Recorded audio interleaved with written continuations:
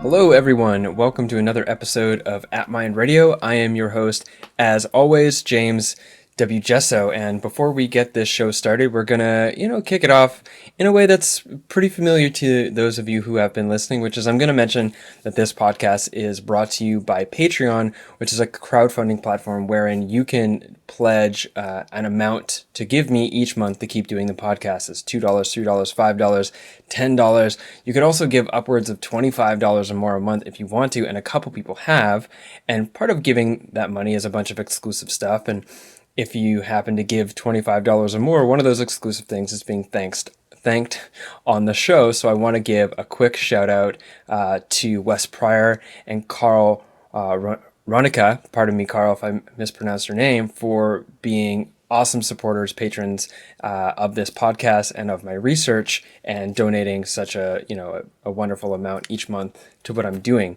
I also want to put a send out to I won't say your last names, but Jonathan, Stefan, and pardon me, scrolling down here, and Jay for your one-time donations through PayPal to the podcast. Thank you very much for that. For anyone else who is interested in helping, further support these interviews, this podcast, and the research that I'm doing, please head to jameswgesso.com/support, and you'll see a series of options, including Patreon and PayPal, for supporting this podcast financially and otherwise. Now that is out of the way, even though it's vitally important, we do have to get it out of the way because it's how these things exist. I'd like to welcome Mike, and real quick, Mike, how do you pronounce your last name? Crowley. So I'd like to welcome Mike Crowley to the show. He was born in 1948 in Wales and moved to London in 1967, where he befriended a Tibetan lama and soon became his student. In May of 1970, he received an Upasaka layman. Thank you. Yeah. Layman ordination in the. Wow, there's so many great words I don't know how to pronounce here, Mike. Kajud lineage of Tibetan Buddhism. Close enough.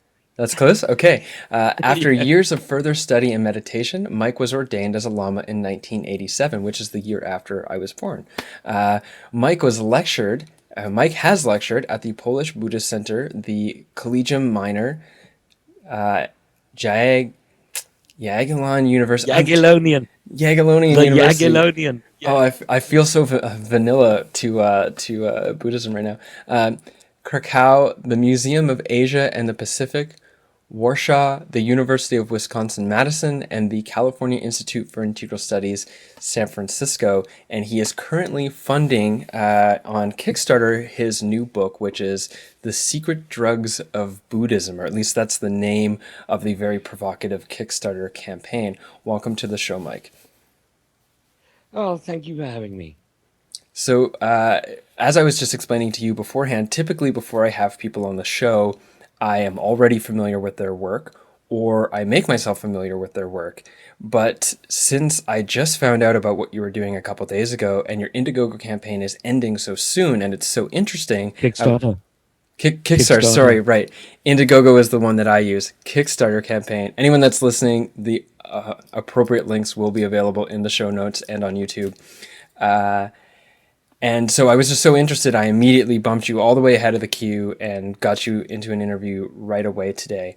And I'm going to ask you about the book, but first, for the people who are watching on YouTube, you just mentioned this before we started the recording. In your background, there is something that looks like a clock on your bookshelf, but it isn't, is it? Can you explain what it is that's sitting up on your bookshelf there? Yes, it's a torsion balance. It's a very, very accurate balance for tiny amounts of chemicals. And it was given to me by my dear friend, the late Sasha Shulgin, when he retired. And it was used for all the substances that that you can read about in Pikal and Tikal. And it was used for the chemical preparation and the measurement of dosages for the study group. So it's a bit of psychedelic history, which I'm very grateful to Sasha for. And I am really grateful in this moment to, even through the distance of non-local digital communication, being able to slightly taste this artifact of important psychedelic history. So getting back onto the track of the interview, Mike, can you please explain what the thesis of your book is? Yes. Next question. So yes, I will do it. I have, as you mentioned in the introduction, have a long experience of Tibetan Buddhism, and very early on in my exposure to this tradition, I noticed references to drugs, and I thought, this is intriguing. Someone will surely write a book about this soon. Well, that was 40 years ago, and I've got fed up of waiting and decided to do it myself. So it seems that one particular sacrament is central to Vajrayana Buddhism, and in fact, it seems to be the critical distinction between Mahayana Buddhism and Vajrayana Buddhism. Their philosophies are the same, but their tools, their practices are different. And one of the great differences is this sacrament known as Amrita in Sanskrit, or in Tibet, it's called Dutsi. So, which interestingly means demon juice, if you're a literal translation of the Tibetan. The Sanskrit actually means immortality. And the big mystery is, what was it? I mean, nowadays, you will be given Amrita at initiations and at ceremonies like the tantric feast, the Gana chakra, and fire ceremonies. All the big fancy ceremonies start by having a drink of Amrita. Well, these days, it's an infusion of grains and herbs and saffron, and has lots of mantras and blessings said over it, but is, in my experience, completely devoid of any psychoactivity. Whereas if we read the ancient texts on it, then it seems obvious that it's seriously psychoactive. And some of the early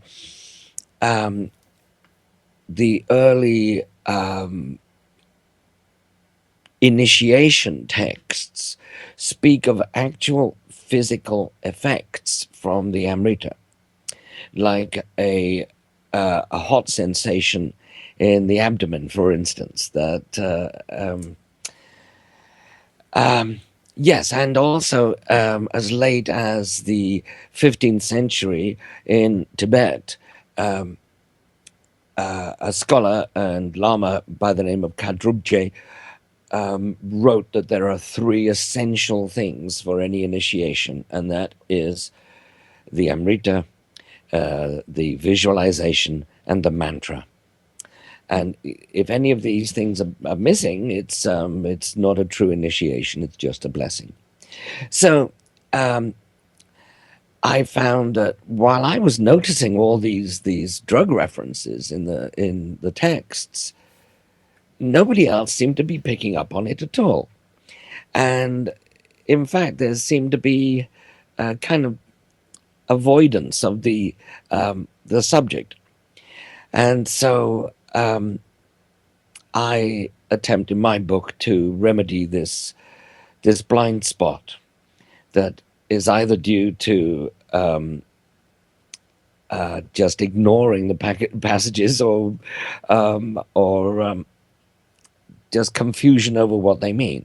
But when you get a passage which says that Krishnacharya found a box full of pills and they were glowing, so he said, "Oh, these are probably well, siddhi pills, accomplishment pills." Right. And he sat down under a tree and he ate them, and it says that they allowed him to see the paradises of the Buddhas and of the goblins, the yakshas, and that if he wanted to, he could travel to these realms in an instant.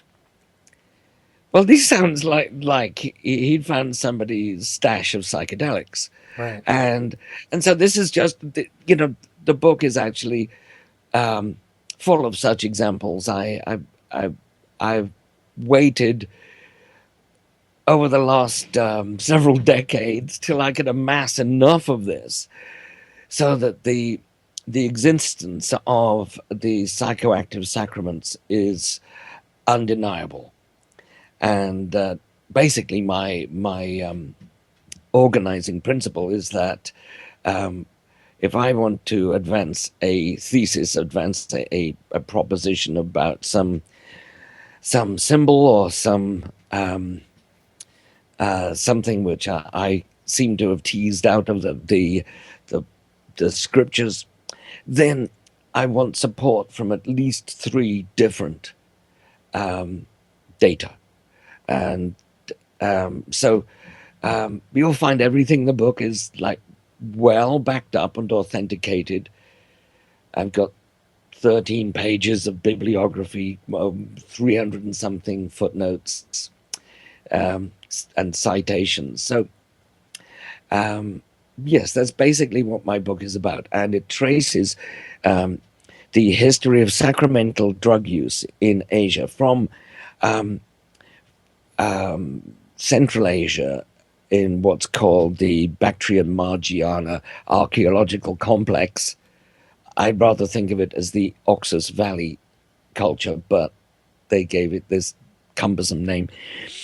And then through to the Indus Valley civilization, the Indus Valley civilization, which is a really fascinating culture that we know very little about, but they had writing, they had organized cities on a grid system, they had running water, and you know what? They didn't have any temples or palaces that we've ever found. Also, they had no weapons.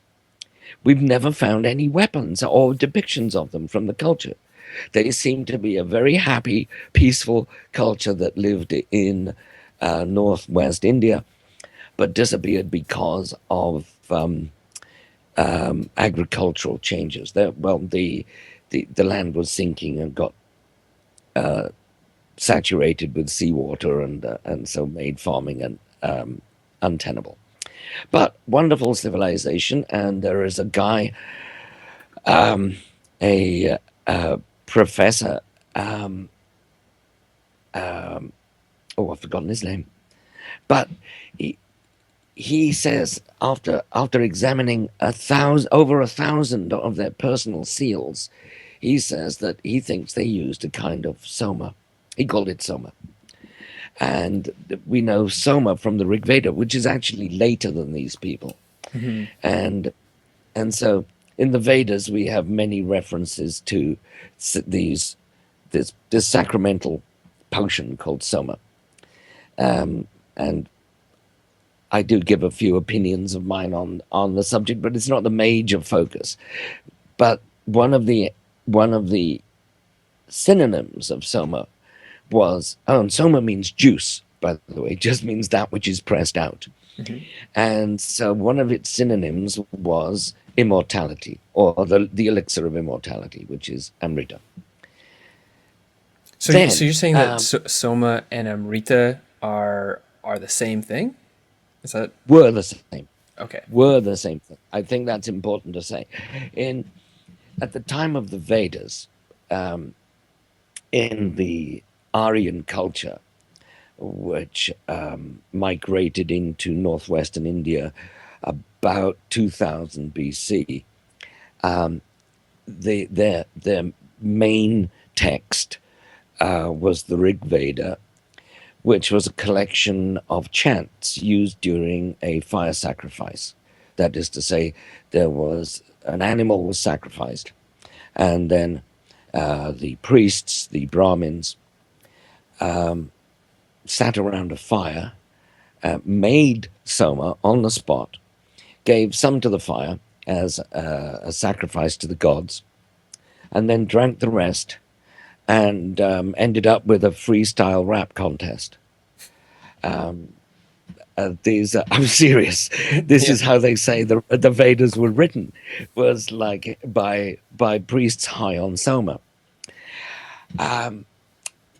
Anyway, over 1,000 years after the prevalence of the Vedic system, the term Amrita crops up again, but with a movement called Tantra. Well, we call it Tantra. They didn't even consider it a movement. But suddenly, around the beginning of the 6th century, we see all the major religions in India adopting these tantric techniques, and they generally had scriptures called tantras.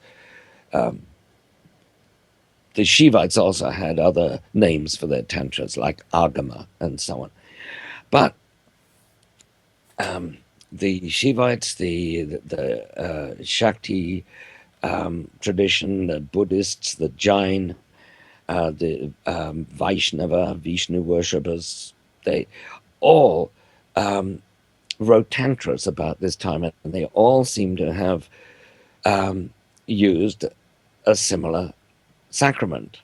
And in the Buddhist tradition, it's quite obvious that a lot was borrowed from the Shaiva tradition.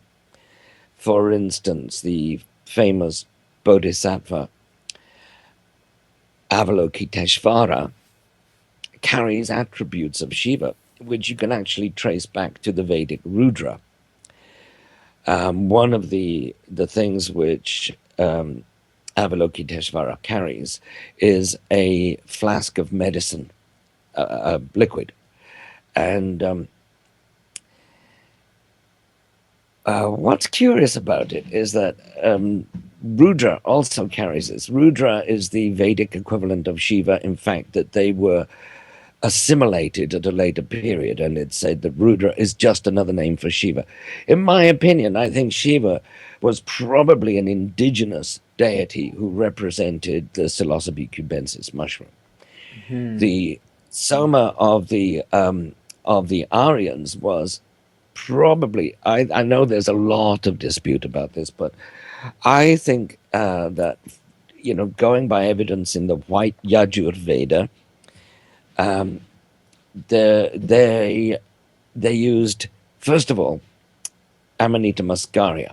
But when they encountered the indigenous Indian use of Psilocybe cubensis, they said, oh, they're both mushrooms, must be the same god. At the same time, the Amanita muscaria was disappearing. Well, at least we know for a fact that Soma, whatever Soma was disappearing, because in the late Vedic literature, the commentaries on the Vedas, such as the Aitareya Brahmana, the Shatapatana Brahmana, they talk about the difficulties encountered in finding Soma. And they say that, well, first of all, the earlier ones say they give instructions for how to deal with the Soma dealer, the Soma seller. Then, and it's obvious that they're a different race of people, and that they come from the west and northwest of their. This is all there in the commentaries, and they lived outside what was known as the Doab, meaning two rivers, which is where the Aryans settled. Now, in these commentaries, it gives instructions on how to do a sacred bait and switch, that you will show the Soma seller your best cow, but you will give him your worst cow, and he is going to complain. He's going to create a stink about this. So you beat him, and you beat him with a specific cane. These people were so into ritual that they actually defined what kind of stick you had to beat the Soma seller with. And if you're interested, it's spotted bamboo. Okay. Just in case I need to go get some Soma this week. Yes, that's right. That's right.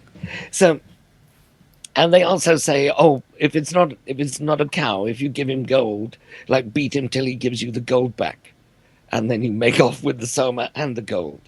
So, I don't see I really can't see the Vedas as sources of ethical principles, because they anyway. So there's something I want to tease out here, because you mentioned Soma was Amrita.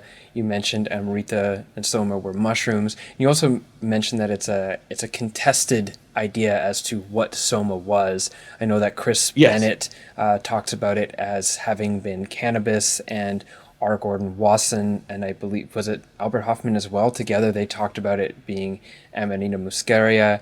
And then there's seemingly obvious reference to it being a mushroom of the Psilocybe family, with the, Shiva being blue, and the idea of holy cows and these mushrooms growing out of cow dung and stuff like this. Yes. And also I know that even now still, I believe there's a Syrian rue grows as a tree there, and that is an MAOI inhibitor. I know that Kalindi EE, he also talks about psilocybin mushrooms being used in that area of the world, in the Persian traditions and into like very, very ancient civilizations, as having been blended with the Syrian rue. And in your promo video for your Kickstarter campaign for the book, you mention how what you believe that the substance being used as Amrita was an ayahuasca type preparation with psilocybin mushrooms. Are you referencing the Syrian rue? And can you give an outline of exactly what is this brew that they were making? Right, good, very good question. Okay. As I said, Amrita was Soma. In the Vedic period, they were synonymous. Later on, it seems that Soma came to mean any psychoactive substance. In fact, there are early Buddhist scriptures which, in praise of the Buddha, they say that, the Buddha is the source of all good things. He is like a department store. You can go to heaven and get all these things. And he is also like a Soma store, because his teachings bring joy and release. And from this, we know that there have to have been Soma stores. this thing that was the great secret of the Brahmin priests kind of leaked out. And so we know that like, so Soma came to mean anything psychoactive. In fact, in Tibet, cannabis is called Somaradza. Now, I do not think that cannabis was considered Soma in the Vedic period. I know I've read Chris Bennett's book. I think that some of his translations are dubious. I mean, I'm not saying he translated, but he quotes a guy by the name of Lal Mukherjee from 1920 or 1921, who translates the word amsu as filament, and Chris says, "Oh, this is these are a feature of cannabis," and well, amsu actually means a ray, as in sun ray. And if you look at the underside of a mushroom cap, you're going to see a lot more sun rays than you do on a cannabis plant. But your question was about what the potion was. Well, I believe that there were several, and all with their own cults and their own like deified forms of the potion. In this regard, I'd like to say that in the later tantras, they talk about panchamrita. Pancha means 5, and so this means 5-fold amrita. And so there were 5 ingredients in it, and these ingredients are known by they're called the 5 amritas. But if you look this up, you'll find that they are pretty disgusting. They're like urine, feces, pus, brains, and semen. And I think these are just code words. And I explain in my book a lot of these codes which are used. Now, to get back to the ayahuasca, before I forget, footnote, panchamrita. We actually have a word in English which derives from this, punch. The word for a mixed drink, like a punch, comes from panchamrita. The British Army brought it back from India and by the time that they'd picked it up in the 19th century, it meant a mixture of 5 alcoholic drinks. But anyway, so wait, what you're saying is when we spike the punch, we're going back in history? Back to this is more traditional, yes, absolutely. Yeah. And so, as I say, there were several amritas, and I believe the ayahuasca analog was one of these. And it is particularly associated with the goddess Tara. Tara has a tree associated with her. There's a chapter in my book on goddesses and their trees. Now, Tara's tree is called Kadira. Kadira is Acacia catechu, although it's possible that it was also Acacia nilotica, but this is discussed in that chapter. And as you probably know, Acacia catechu is rich in DMT. And so Kadiravani Tara looks just like green Tara, except she holds a blue lotus in both hands instead of just one hand. And I think, and she's also always accompanied by 2 attendants. I think this is actually an allusion to the use of a binary psychedelic, something containing DMT and a monoamine oxidase inhibitor to make it orally active.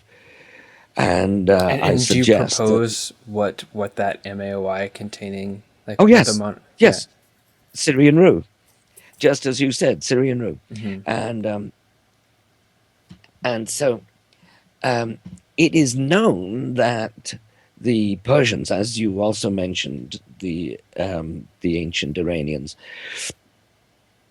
used Syrian rue as hauma, their equivalent of soma. At least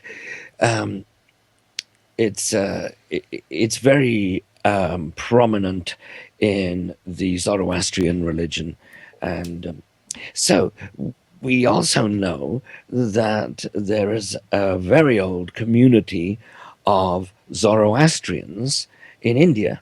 They were Persian merchants who got stranded when Persia became Muslim, and the Zoroastrian religion of the Persian rulers was out of favor. And so these Persian merchants would surely have brought their Syrian rue drink, their hauma, with them to India. Now, if they had introduced these drinks to any Indians, I don't know if you've ever tried to drink it, it's not pleasant. So the Indians may well have said, oh, we've got to flavor this with something. Let's like put something in it to make it even slightly palatable. Well, one of the flavorings, the traditional Indian flavorings to put in drinks, is the powdered bark of Acacia catechu. That was Oh. Wait, pause for a second. Okay. The last thing I heard was the powdered drink of the Acacia catechu DMT containing thing before I yes. lost your audio. Oh, okay. Yes, this is this powdered bark of the fine shoots of the Acacia catechu is used as a flavoring. And so if anyone tried adding this to soma to make it more palatable, they would find that it had a far more profound effect on the potion than they had anticipated. Right. And so you can easily see how this might have arisen in India. Yes, and so we find that the Kadira tree is mentioned even with other deities. There is a well-known tantric ritual implement in Tibet called the purva. In Sanskrit, it's called kila, and it's something with a three-sided point to it, and it's used in rituals of focused compassion. And the one of the traditional materials for making this purva is Kadira wood. Now, there is a lama in England, an English guy, who by the name of Martin Board, and he wrote a PhD thesis on the Kadira and its the Kila and its history, and he suggests for completely other reasons than any psychoactivity that it originated as the thorns of the Kadira tree, because these thorns are three-sided. And so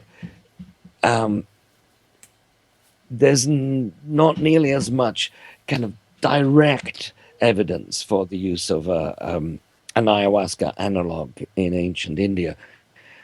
But there's a lot of corroborative evidence, a lot of circumstantial evidence that, adds up to something was going on. There was something about the Kadira tree which caused people to mythologize it. Mm-hmm. You also mentioned Shiva being blue. Right. Well, now, he's not blue all over. He's white, but with a blue throat. I make much of this in my book. He gets this blue throat, at a famous mythological event called the churning of the ocean, the Samudra Mantanam in Sanskrit. And the ocean is churned with a mountain with a giant snake wrapped around it. And the gods take one end of the giant snake, and the anti-gods take the other end, and they haul it back and forth for 1,000 years, spinning this mountain around and churning the ocean, which in those days was made of milk. And out of the ocean came 14 precious things, and the last two were the first physician by the name of Dhanvantari holding a pot of Soma. And the other things that come out of the ocean all seem to be oblique references to Soma. For instance, one is a cow who is called Surabhi or Kamadhenu. Kamadhenu means wish granting, giving your desires. And so this wish granting cow was rather strange in that she didn't give milk, she gave Amrita. Her udders provided Amrita. There's also some other weird things, like she had a peacock's tail, but I go into that in my peacock chapter. But anyway, back to Shiva and his blue throat. The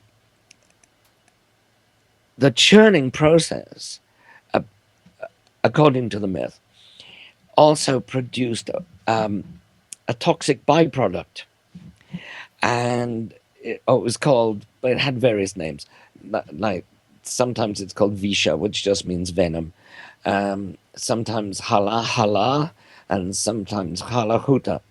So in all the legends, Shiva volunteers to absorb this poison, and he says, like, I'll take care of that. And it was threatening to poison the entire world. So Shiva grabs it and swallows it, and his wife Parvati like says, no, don't, and puts her hand at the base of his throat to stop him swallowing it. And Vishnu says, but don't spit it out, and puts his hand over Shiva's mouth. So this traps the poison in his throat and turns his throat blue. Now, like, this is a great example of where you really need to know a little bit of Sanskrit in order to see the pun, because it doesn't work in any other language. Blue throat is Nilakanta, and blue stem is Nilakanda. And so it's a pun which is talking about Psilocybe cubensis. Interesting. And he is called, this is one of his major eponyms, blue throat, Nilakanta. And so I see Shiva as being basically an apotheosis of the Psilocybe cubensis mushroom. His vahana, his vehicle, is a bull by the name of Nandi, joyful, and he dances on one leg, like the one stem of a mushroom, Right. and he is offerings to him are drugs. You make offerings of bhang or datura to Shiva, and he has many drug connections which are frequently talked about. I mean, there's one point in I think it's the Linga Purana, one of the collections of myths, where he takes part in a battle, but before he sets out, he he eats a pound of cannabis, a pound of datura, and a pound of nux vomica. I think the actual common name, which is never ever used, is throttlewort, but this is a plant which contains strychnine, which is a very powerful stimulant. It's best known as a poison, but it poisons by its overstimulating the heart. So very small amounts are stimulating. A pound is probably overdoing it, however. But Shiva was, I just give this example as like Shiva was considered to be like the drug taker par excellence. But as for totally blue gods, well, we're talking Krishna and his all his cow symbolism, and we have stories that that when Krishna suddenly appeared in the fields, the women would drop everything. They would let the food burn on the stove. They would just run out into the fields and spend all night having sex with Krishna. And in the morning, they would all think that they'd all had him entirely to themselves, that it was like a one-on-one communion with Krishna. Well, this sounds like they were all doing mushrooms to me. I mean, mushrooms are very arousing, and it totally connects with the theories of mushrooms being originally incorporated, according to like McKenna's style of theory, as a way to increase arousal and fertility, and to have basically orgies and stuff. And so that would make sense. Yes, but it seems from my research that it was entirely female. I mean, this is my next book. This is not the current book, but I did have a bit about Krishna in the online version of the book, which no longer exists because it was aggressively hacked last week, and so I've got to rebuild that. But anyway, when I was writing the new print version of the book, I added several chapters, and one was going to be about Krishna. But I had to abandon it for a couple of reasons. A, it doesn't really have any bearing on Buddhism, which was the eventual. That's where the story goes to. Right, primary thesis. Right, but also it just blew out of all proportion. There was so much stuff there, including myths which are shared between ancient Greece and northeastern India that doesn't seem to make any sense at all, but they're practically identical. That is the myth of a Bihari deity called Bir Kuar, and the myth of King Pentheus in the Dionysus tradition. They're identical. Oh, well, one has a panther and the other has a tiger, but it's pretty much the same. Anyway, I just wanted to put that out there about Krishna being also a mushroom god. In fact, it seems pretty much all the Indian gods were about mushrooms, including Vishnu. I think that all these avatars of Vishnu are gods that people went, wait, that's a mushroom god, must be Vishnu. And Vishnu, right, has a wheel on one hand. He holds it aloft on his finger, so it's kind of like that. And in the other hand, he has a mace. Well, it's basically a cap and stem, like Peleus and Stipe. And yes, but I mean, I'll leave that aside because I go into that much more in my next book. Mm-hmm.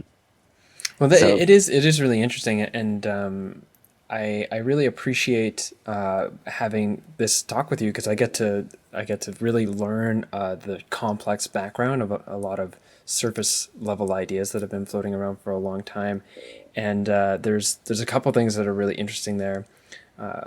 One of which is this idea now that we're looking at all these different subcultures of entheogen use that have later sort of been, compiled into a singular idea. There was the one Soma, and there's like the one Shiva and stuff.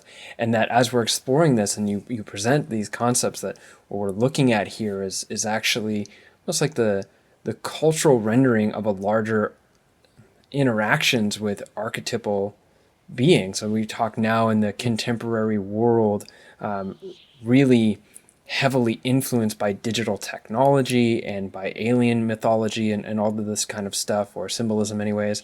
And we get talks about the interaction with sentient beings in the psychedelic realm.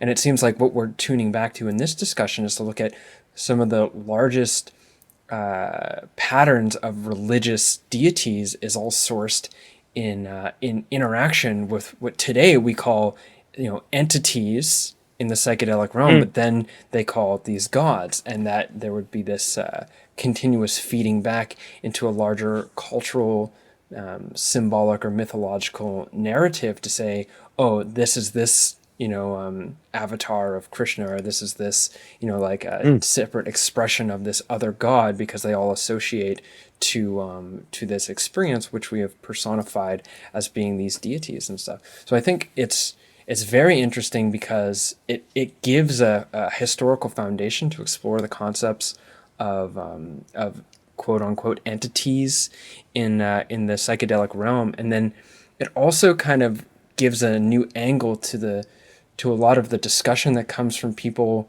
in the modern world now who are negative towards drug use within spirituality, to say that, well, look at Buddhism and look at yoga. See, they have this beautiful, elaborate system of understanding about consciousness, and it came from practice. It didn't come from drugs. And not to say that you can't achieve certain things with drug, but you see that the reason they're established the way that they are is because the original peoples that were establishing them were exploring with psychoactive substances. And I think that it's really important that the deeper we go, the more we realize that pretty much the foundation of every civilization or line of development in religious or philosophical human history is sourced eventually in some sort of relationship to some sort of psychoactive substance. I think you're entirely correct. And I've found that in my own study of Indian religions and their deities, that this is almost always the case. I mean, look at, say, Durga, the inaccessible. That's what her name means. And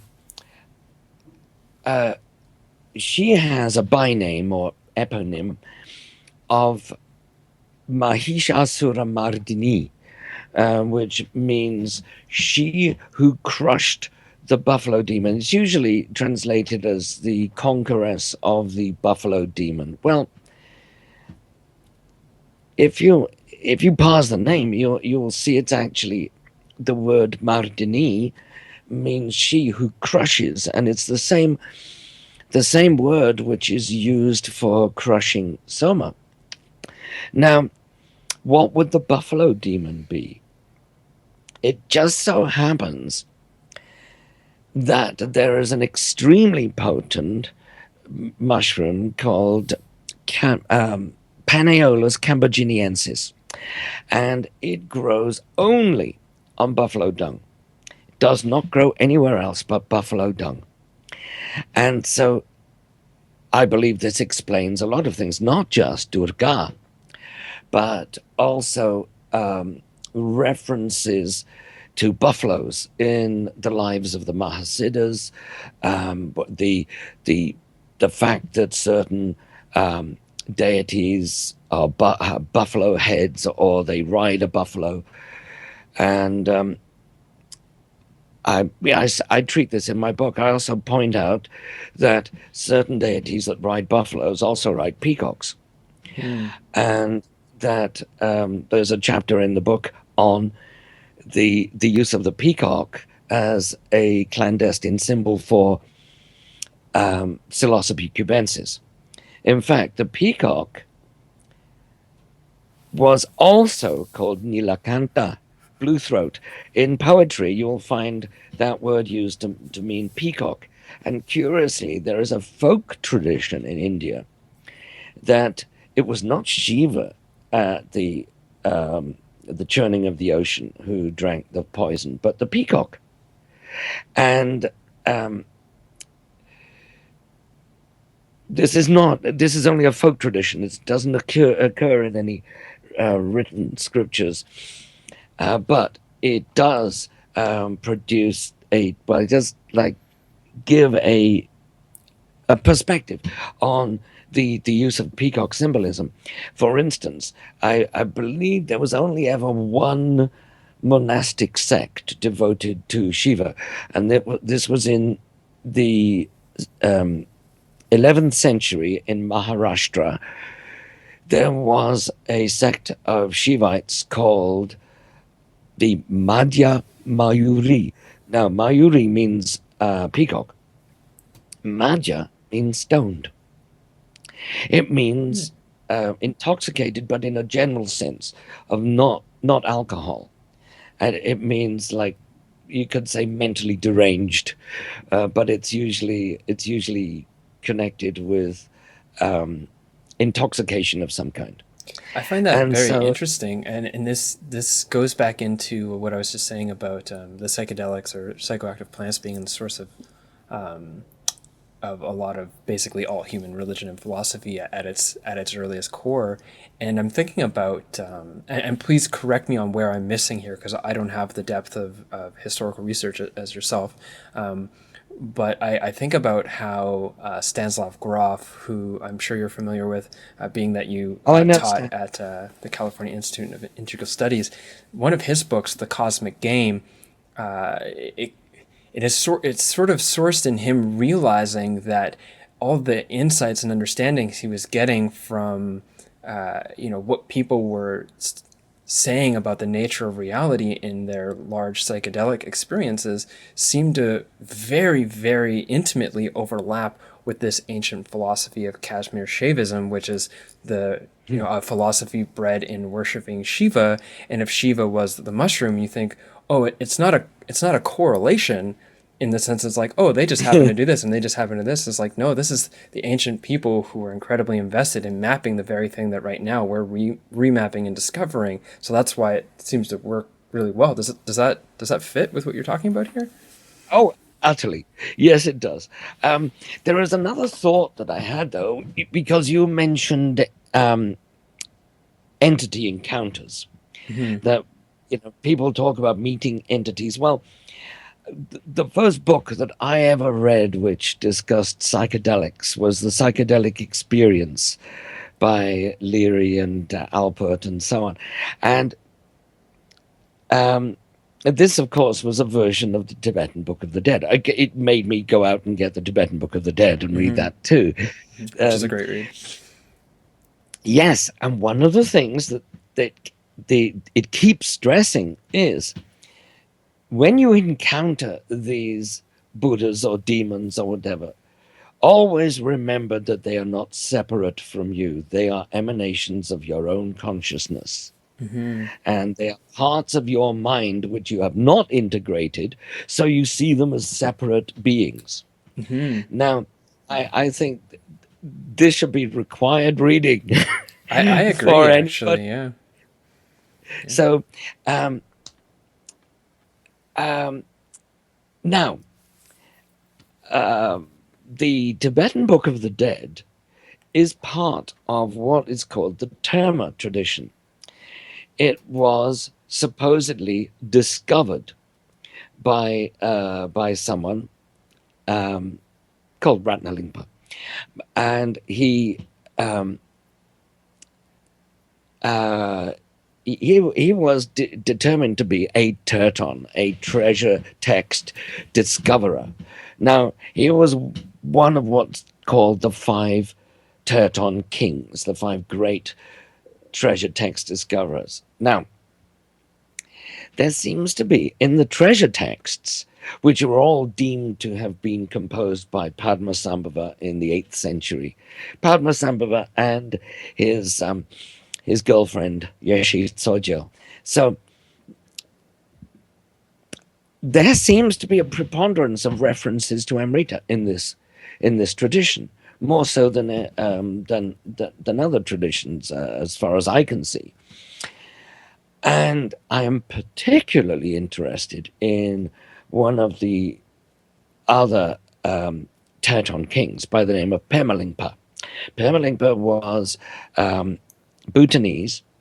He he was made to leave home at an early age because his parents were poor, couldn't support him, and he was living in a ruined temple, which also housed a nun. And one day he went out into the forest to forage for food. Specifically, he was looking for mushrooms to eat, and he couldn't find any. On his way back home, he was rather dejected, and he encountered this ragged old yogin from eastern Tibet. And the yogin said, "What's up? Why are you so glum?" And he said, "Well, I'm hungry and I've been looking for mushrooms and can't find one." And the old yogin said, "What's wrong with those at your feet?" And he looks down, there's a bunch of mushrooms, and he picks them all up. And in one version, he gets up and the old yogin is gone. In another version, he takes him home and makes a mushroom curry. A mushroom and flour curry, they said. And he feels funny. He feels like a little odd. And so he says, "I think I'll have a lie down." And he goes up onto the roof, the flat roof where the Bhutanese put their beds in the summer months. And he has a lie down and he has visions. And the visions are of the locations of the treasure texts which he's going to find.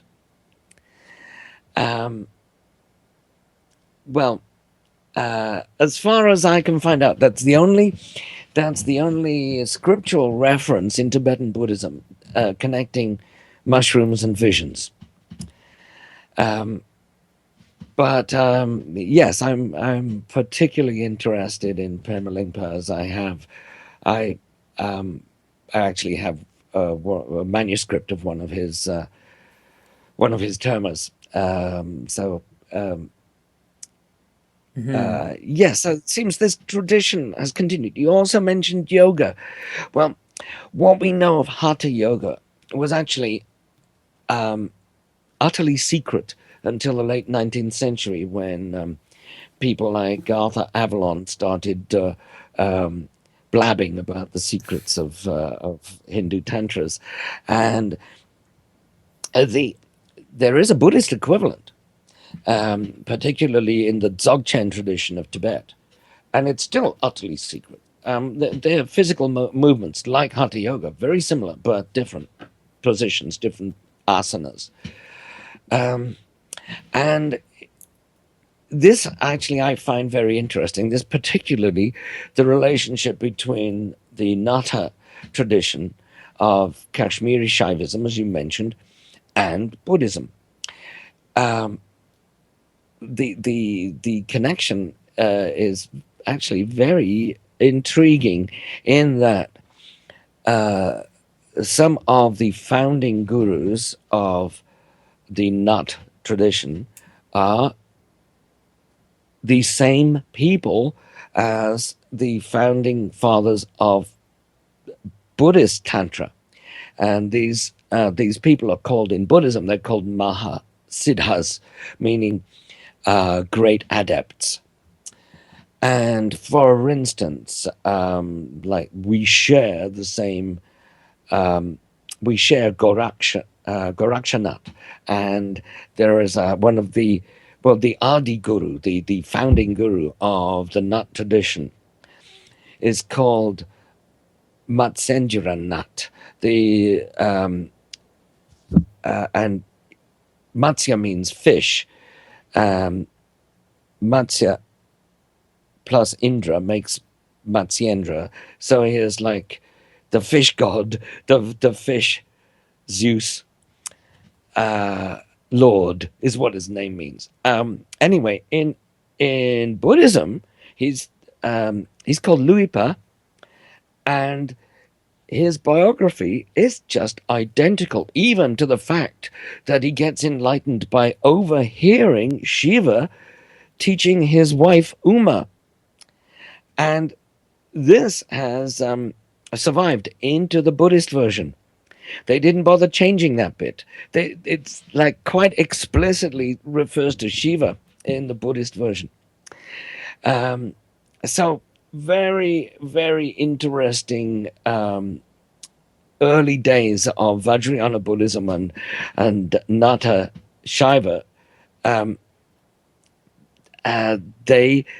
These teachers, these gurus, didn't seem to apply labels to themselves. They didn't say, I'm a Buddhist or I'm a Shiva worshipper. It seems to me, that was irrelevant to them.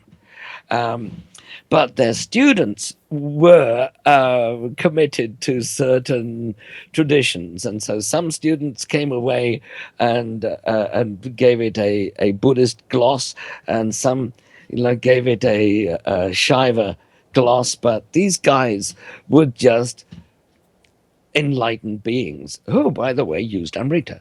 Mm-hmm. So the placing a name or a category on it was utterly irrelevant to them, and probably considered it foolish. Mm-hmm. So this, having that we've just come full circle, I guess. Well, we've been dancing around it for the last little while, but come full circle back to the mention of Buddhism and Amrita. It might be a good time to bring this interview to a close. We're kind of at the end of the typically allotted time frame, but there is one more question that I want to ask you before we get links to your Kickstarter campaign and all of that, which is that it seems that, like you said, debate around what Soma was and what substances were used when and stuff. That being aside, there's also a large cultural push against the acknowledgement of psychoactive substances as playing a role in religion. And I'm curious what kind of a backlash, if any, are you getting from the larger Buddhist community in producing what you're going to present in this book and your theory? Most Buddhists I mention this to, I mean, I've only got to mention the title, and they say, "Oh, I'd buy that." Yeah. And I have had feedback from serious Buddhist practitioners, whether Tibetan Buddhist or Zen, who have applauded my work and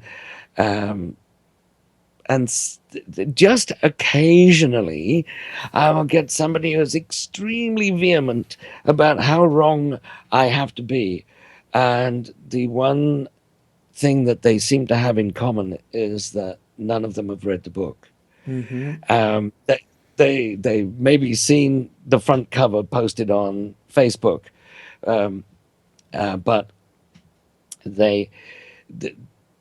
I do receive some very vehement denials, of most of which fall into the philosophical error which goes by the true Scotsman argument. And it's like the true Scotsman argument says, no true Scotsman would hit a woman. But the response comes, my neighbor Angus MacTavish is Scottish and he beats his wife every time he gets drunk. And the response is, well, it just shows that Angus MacTavish is not a true Scotsman. And so you might, so that mutandis mutandi applies to the to the subject of my book, when I can say, look, all these Buddhists took psychedelics, and the response is, oh yes, but that's not true Buddhism. It's Right. like, well, I find this utterly irrelevant. I'm just documenting the history. You make decisions about the authenticity. That's not my job. But Mm-hmm. I'm, whether they're true Buddhists or not, this is what they did. So Mm-hmm. yes, I without before the book goes, you know, public, before it appears on the bookshelves, I really have no idea how large a backlash might be. I suspect, however, that it will be somewhat muted.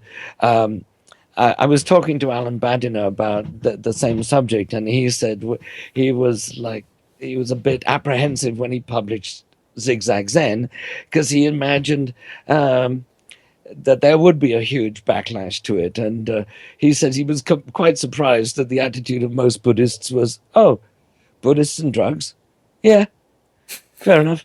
You know, It might that was. also explain why so many of people of the psychedelic era of the '60s and even now seem to find themselves stumbling into psychedelia and stumbling out of it into a serious meditative practice.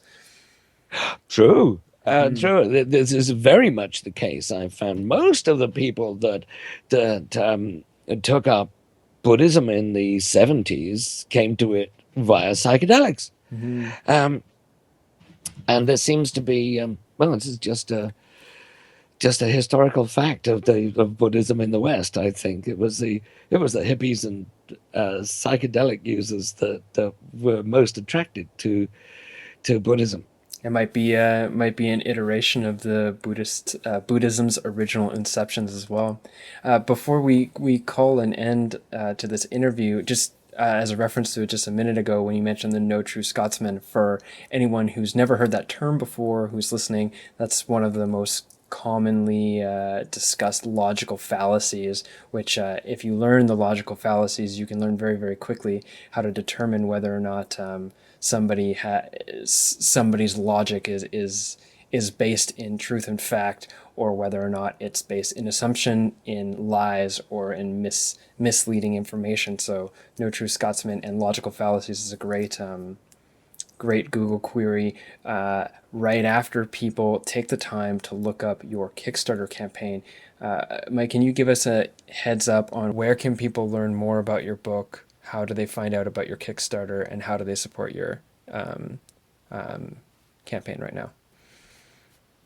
Well, if you go to Kickstarter.com and look for Secret Drugs of Buddhism, you'll find a fairly informative video which um, describes the book in 3 minutes without advancing any of the arguments of the book. You'll see a lot of the illustrations from the book.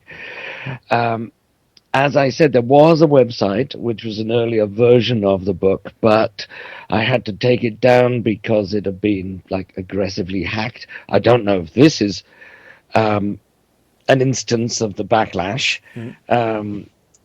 um, but yeah, I found that two of my websites on different servers with no connection to each other had been destroyed. So I'm tending to feel a little paranoid about that.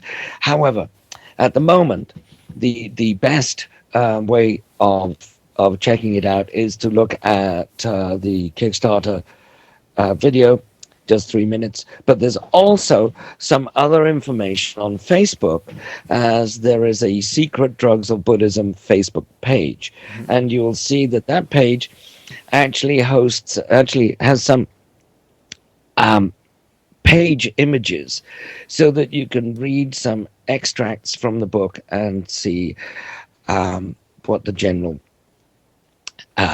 feel of the book is. I've tried to make it academically rigorous, but at the same time accessible to people who know nothing about the subject. Well, I am like throughout this interview, we jumped around a bunch and just like dove into these little pockets back and forth, and I'm really looking forward to seeing what what I guess, coherent timeline and sort of structure, and what can be learned from all these different pockets in your book, which I imagine is constructed in a way that creates this flow and this progressive understanding. And I'm really looking forward to seeing how the publication and the distribution of this book will change the political and I guess the landscape of discourse around the association of psychoactive drugs to things like Buddhism. And I want to applaud you for your work, and thank you for being on the show today. Well, thank you for inviting me. It's been an absolute pleasure.